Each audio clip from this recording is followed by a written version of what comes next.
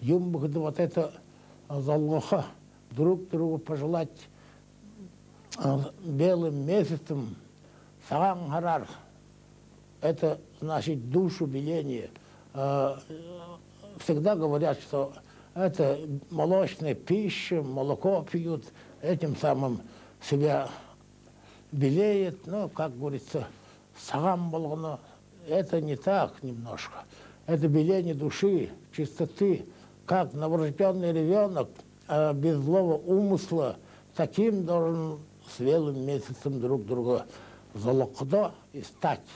Простить друг другу злобу, простить друг другу злоязычие, простить даже украл у тебя или что-то утащил, или что-то навредил. Вот это стараться все оставить в том году и стать заново, как я говорю, грудным младенцем и материнским молоком, и также молоком, белой пищу дать сыржму. И вот, если так человек каждый год обновляться будет, человек каждый год будет сагалганар, все забывать то, что делал, творил, и стать таким благородным, чистым, помыслом чистым, движением чистым, стать это великое дело. Я вам всем пожелаю вот это беление души, чтобы душа ваша именно благородно белая была. Всем счастья.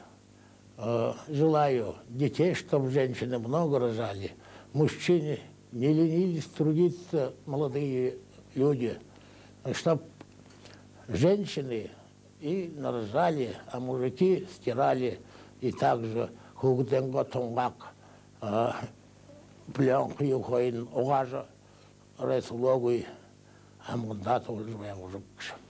А старикам, пожилым людям я желаю быть всегда достойным поколения, достойным предков и показывать всегда дорогу и познание жизни, и всегда говорил добро и счастье.